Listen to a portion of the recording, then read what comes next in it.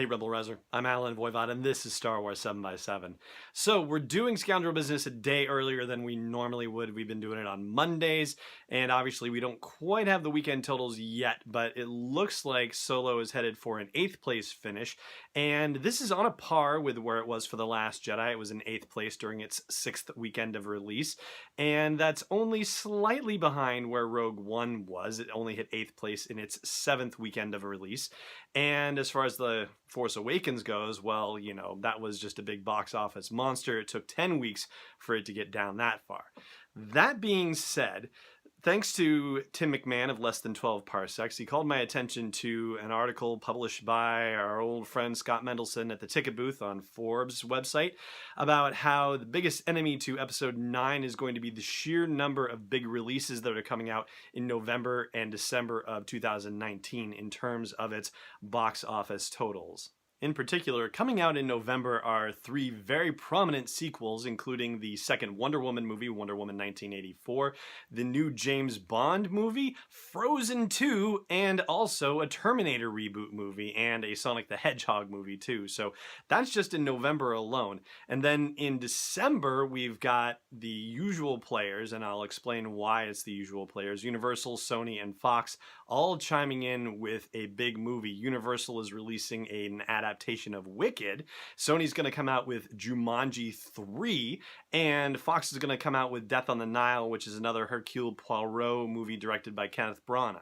And when I say the usual suspects in terms of Universal and Sony and Fox, it's because even though for the most part they gave The Force Awakens a wide berth, they were counter-programming against Rogue One very quickly. And the week after its release, Universal released Sing, the animated movie, and Sony released Passengers, the sci-fi Chris Pratt, Jennifer Lawrence movie, and Fox opened 3 different movies that week after Rogue One. They released Why Him, which was the Bryan Cranston, James Franco movie, and what else? Oh, Assassin's Creed, the Michael Fassbender Assassin's Creed, and they also released Hidden Figures, but that one was released as sort of Oscar bait, and it went wide in its 3rd week of release, which was Rogue One's 4th week, and it actually knocked Rogue One out of the top spot when it went wide, Hidden Figures did. And those 3 studios refined the strategy against The Last Jedi in 2017. So the week after its release, Universal released Pitch Perfect 3, which, you know, unfortunately tanked for them.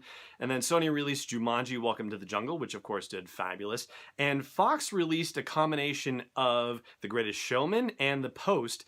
And even though The Greatest Showman definitely started performing very well after a couple of weeks, the strategy was to have The Post go wide at its 3rd week, which, just like Hidden Figures the year before it, knocked The Last Jedi out of the top spot, and The Post became the #1 movie that week in its 3rd week, which was TLJ's 4th week. And when I said for the most part earlier, well, Fox was trying this against The Force Awakens as well.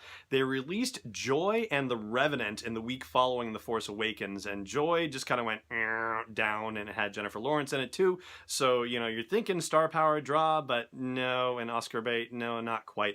But with The Revenant, it actually worked. Like, it had good Oscar buzz and whatnot, great reviews and so on and so forth, and so they opened it wide. A few weeks later, it was its 3rd week and The Force Awakens' 4th week. It didn't knock The Force Awakens out of the top spot in the box office that week. It was 1 week later in TFA's 5th week, which was The Revenant's 4th week and its 2nd week wide. So what does this all have to do with the price of blue milk on Tatooine, as an old expression might go in the Star Wars universe? Well, if you are hearing reports about how the box office numbers of Solo aren't doing that well, and you start to hear numbers about how the box office performance of Episode 9 isn't living up to expectations, well, you have to take it with another grain of salt, and the other grain of salt would be the fact that other movie studios like Universal and Sony and Fox, maybe Fox to a lesser degree because of the whole merger thing that's in the works right now, but you get the idea. Other movie studios are trying to figure out actively how to program against Disney and against Star Wars in particular. I'm sure they're also working on it for Marvel and for Pixar and for other, you know, Disney-related products too, but hey, there's a lot of interesting stuff going on in this whole movie business, and it's, you know, it's not just as simple as, oh, maybe not as many people like one Star Wars movie versus another. No, movie studios and movie distribution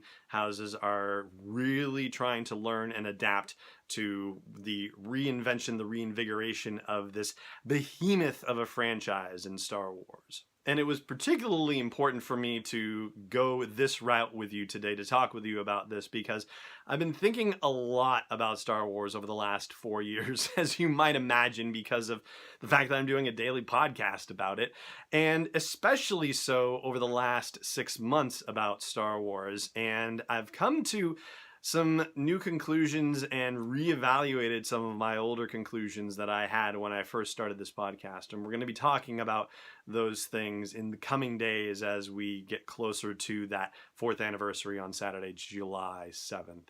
But for today, that's going to do it here. Over on the audio version of the podcast at sw7x7.com/iTunes or wherever you like to listen to podcasts. Hey, we're on Spotify too, sw7x7.com/Spotify if you like. I'm doing Last Jedi trivia over there, so do check that out. But for now, it just remains for me to say thank you so much for watching, and may the Force be with you wherever in the world you may be.